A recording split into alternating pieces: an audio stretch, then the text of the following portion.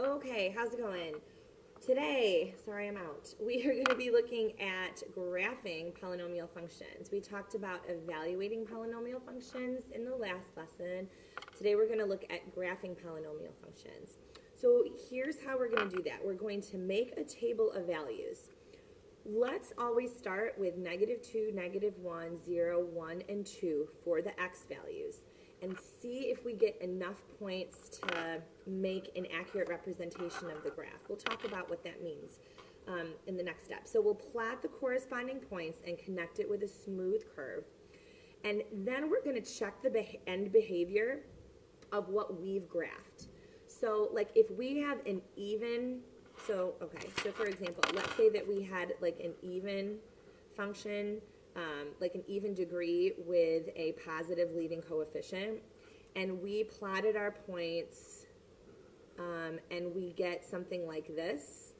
We know that if it's even and positive, this should end up, right? So we would plot another point in order to get that end behavior. So that's kind of what we're looking at here. So that's what I mean by if it doesn't match, then we plot more points by extending the table in the appropriate direction. Now when you make a table of values, you can substitute using either direct, I'll make a little note here, so you can use either direct or synthetic. This will be on the non-calculator part of a test.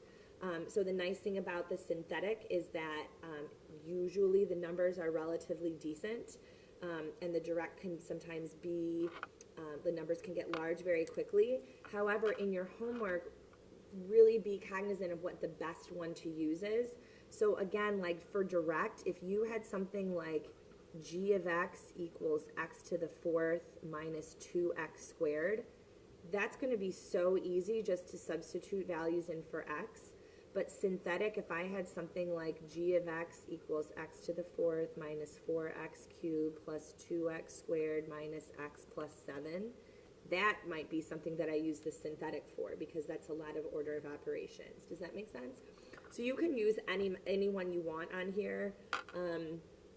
We'll see how this goes. Anyway, okay, so let's look at our next example. We want to graph f of x equals x cubed minus 3x squared plus x plus 1.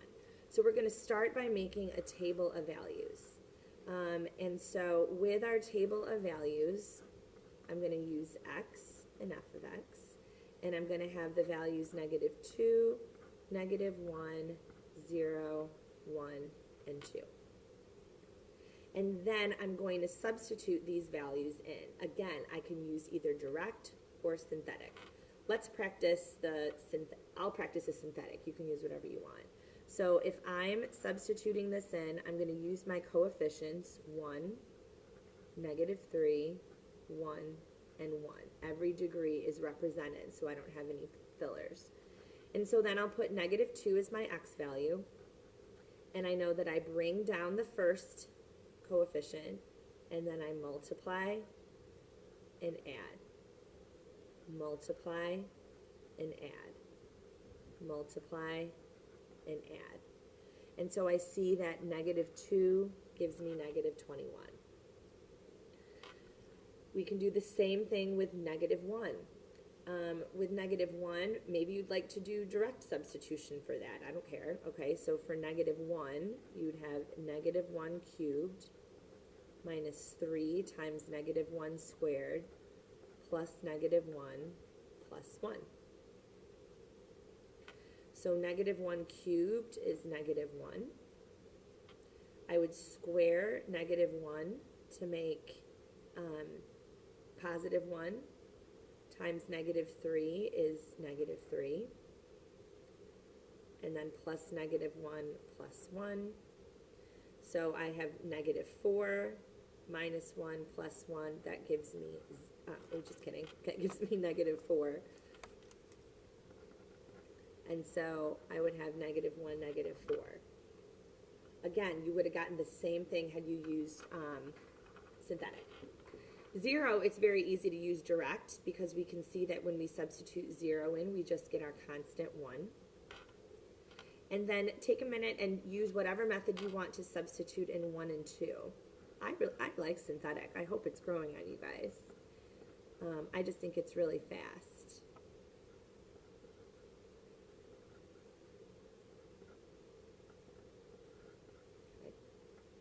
And notice here I got 0, which is fine.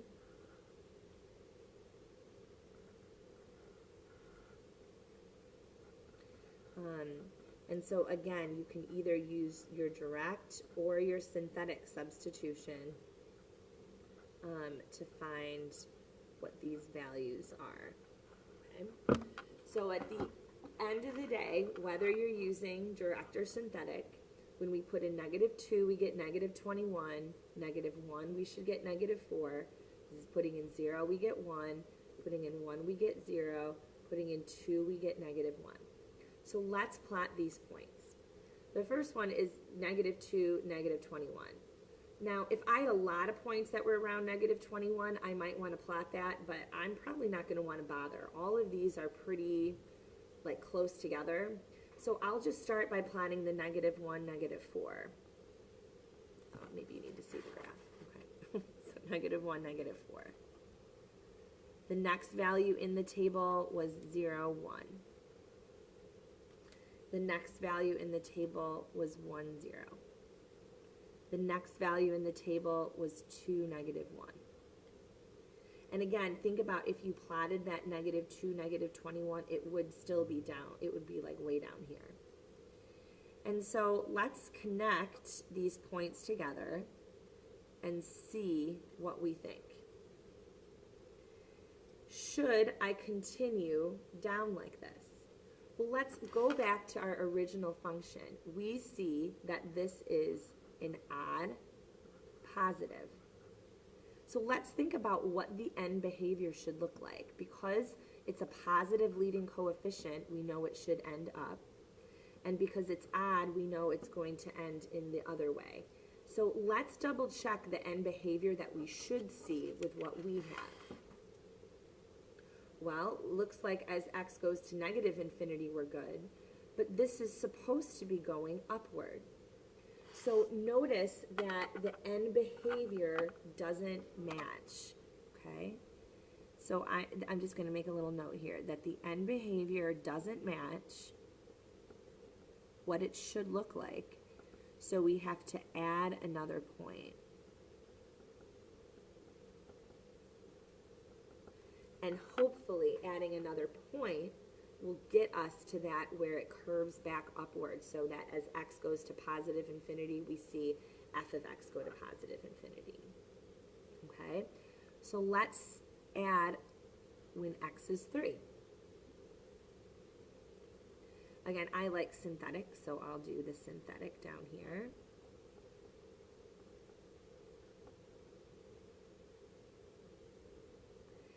And hopefully we'll get a point that points us in the right direction.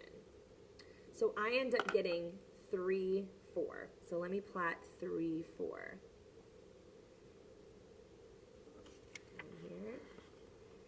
Here. And look what happens. Notice that now from here I curve back upward. And now notice it has that correct odd positive end behavior that I wanted. So that's just something to be aware of, okay? Not all of them in your book will be like that. I think very few are. But I want to make sure that you're aware that this sometimes isn't enough. Double check the end behavior and your knowledge of that to see if you have to add another point, okay? Let's try the same thing with example 9. This one, well, okay. So again, I have x and f of x, and I always start with -2, -1, 0, 1, and 2. And this one, I mean, again, it doesn't matter if you use direct or synthetic. We have a lot of terms that I would have to do a lot of order of operations on.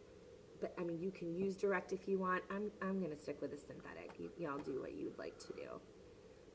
But one thing to notice that if you use the synthetic, notice that it's missing a degree. And so what that means is that I'd have to use -1, 4, -1, and remember I would need a 0 as a placeholder. So that does make the synthetic, like each one, a little longer because I have 5 different things to deal with. But again, all we're doing is multiplying and adding. Hopefully it's not too bad. So if I put -1, -4, -1, 0, and 6, and I start evaluating with x is -2, again, I bring down the -1, I multiply and add. Multiply and add. Multiply and add. Multiply and add. Okay. And I end up getting -46. Then I would want to continue doing that for all of the values. I'll put in -1.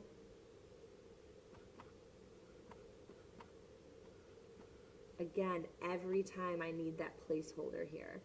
So I'd bring down the -1, I'd multiply and add.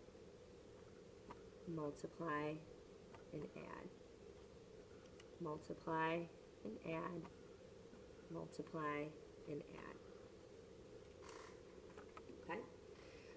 I'll do the same thing with 0. I just know that when I put 0 in, I'm going to do that directly. I know that if I put 0 in for x, I should end up with 6. Okay? And then we can do the same thing for 1 and 2. Do you guys trust me? This is weird on the video notes, but hopefully you could do the same thing with 1 and 2. And I'm going to tell you that when you put 1 in, you get 8. And when you put 2 in, you should get 18. If you'd like to practice that on your own, that's fine. But I think you guys get the gist, okay? If I was here with you, I'd make you guys do it on your own. But for time's sake, we'll just, hopefully you can trust me. So let's plot these points. Now I notice that here, I know 18's kind of big, but notice that like we have several points that are large. So maybe to get an idea, I'm going to change my scale a little bit. I am going to go by 1s on my x, but on my y's, I want to make sure that I can get up to 18. So maybe I'll go by 5s on my y. And so I'll label every 10. So 5, 10, 15, 20. So -5, -10, -15, -20. -25, -30. Okay? And then that'll help me plot these points. So let's try to plot these. I have -2, -46. That's off my graph. So here's -35, 40. Okay, so that's over here. So it's off the graph, but I can graph it-ish. -1, 0. 0, 6 will be about here.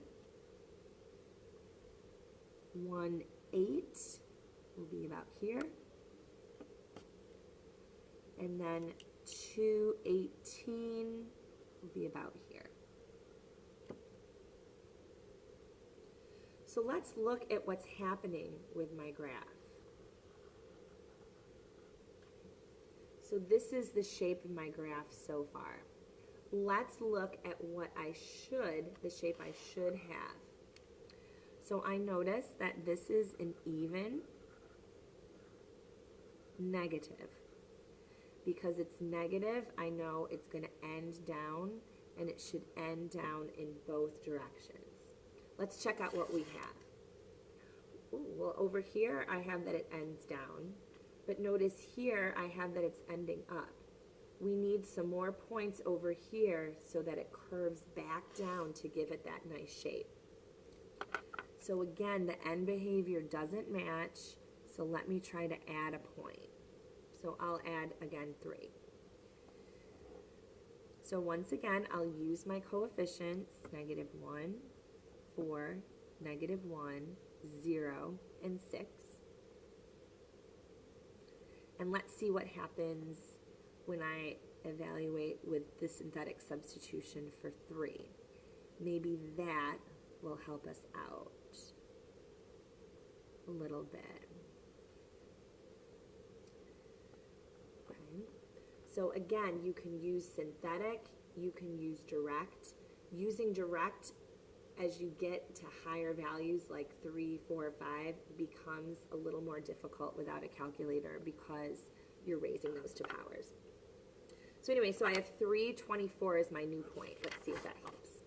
So here's 324. So if I connect here, well, that is bad because now I just went up even further. Again, my goal is to curve downward. So what do you think we would do now? Well, we're going to add another point. Okay, I'm giving you the worst case scenario in the notes, guys. Okay, all right, so then we'll add 4 as an x value. So -1, 4, -1, 0, and 6. And oh my goodness, I hope that this gives us something that gives us the end behavior that we want so badly. So again, I'm just going to keep multiplying and adding because I'm using the synthetic, and I get -10 when x is 4. And so if I go 1, 2, 3, 4, -10, oh my gosh, thank goodness. Now we have the right end behavior, okay, for an even negative function, okay? So again, you guys, to be honest, in your homework, you probably won't have to extend the tables like that, but I want to make you aware of, like, just to be cognizant of the end behavior, okay? And again, in your homework, think about when it would be lucrative for you to use synthetic or when it would be more lucrative for you guys to use the direct, okay?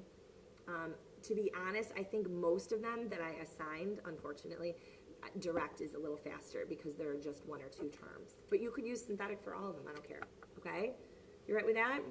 So that's what you're going to be doing. Use graph paper because you want to make sure that you're plotting accurately, please. Thanks. Okay, so let's look at the back. On the back, we have a story problem example.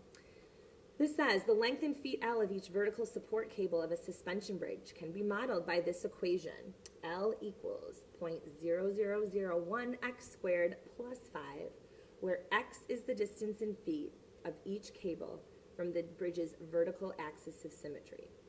It wants us to graph the model. We'll do that in the calculator. And then we'll use the model to estimate the length of a cable that is 500 feet from the center of the bridge. So here's the scoop.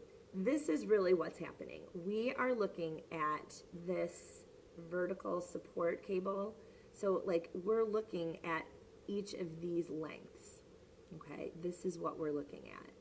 And the length is modeled basically by this curve, because notice that if this is our x-axis here, your y value would be the height of each of those. And notice that the y value is like the L, the length of each vertical support cable. So this is really what we're looking at here. So it wants us to graph this model, so let's do that using a calculator. So make sure that you guys have a calculator. So maybe pause and make sure that everyone gets a calculator.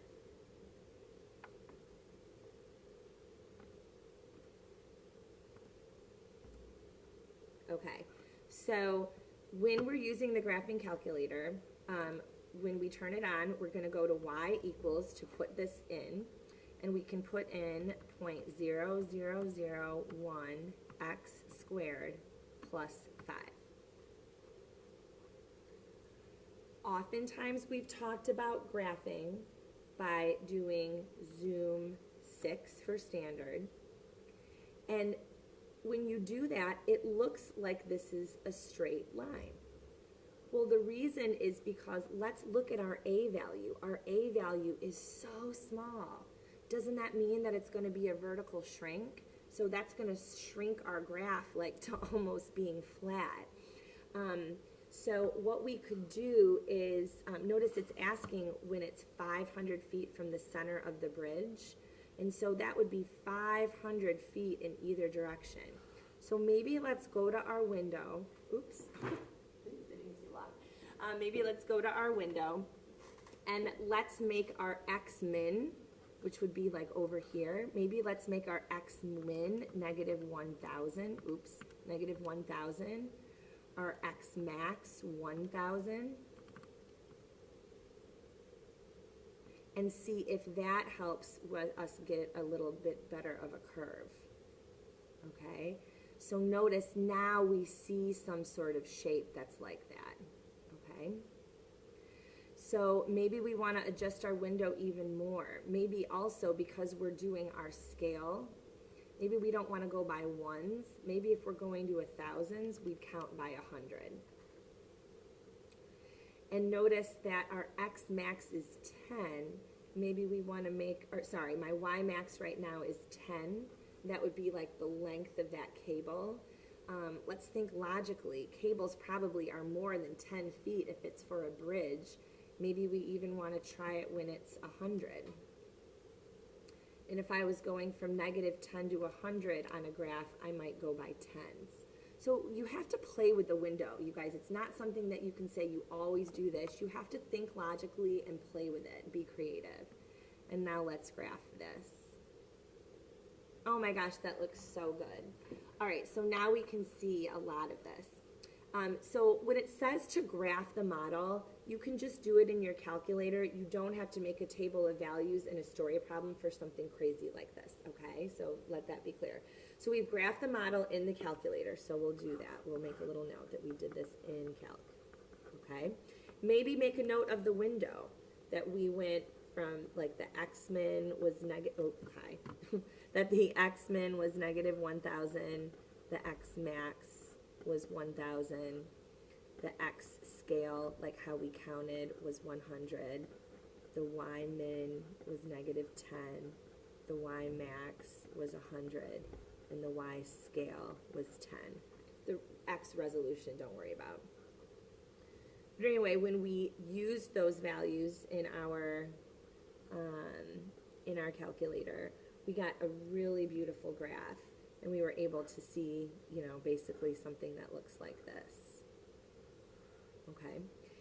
And so this question first says, use the model to estimate the length of a cable that is 500 feet from the center of the bridge.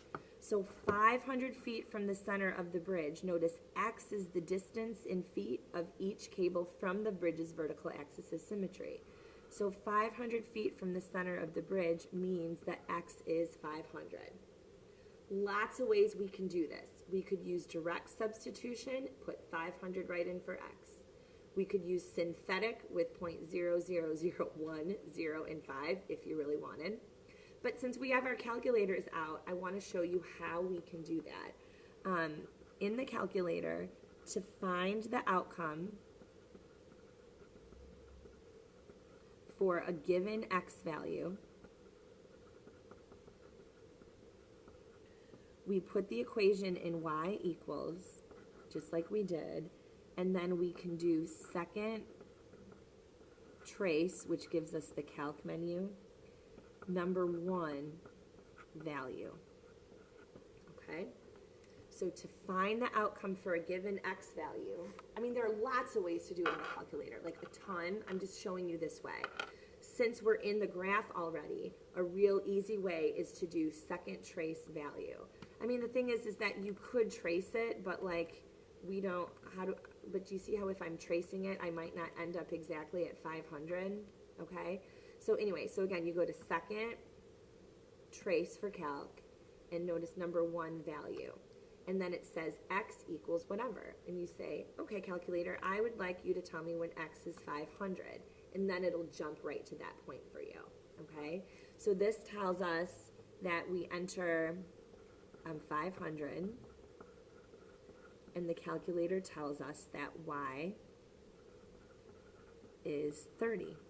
So in our problem, this means that the length would be 30 feet. So we can say that the cable is 30 feet long when it's 500 feet away. Okay? Again, you also, I understand, you totally just could have put in 500, oh, sorry, 0.0001 times 500 squared plus 5. Like, I get it, okay? I'm just giving you different options so that you get to know your calculator. It's a good guy, okay? Lastly, let's say that they give you the length of a vertical support cable is 21 feet. So this is really telling us the length. This is really telling us that the length is 21 feet. So what we can do when the length is 21 feet, this is telling us about y being 21 feet. So what we could do is we could put this, we could put it in y2 and look at the intersection.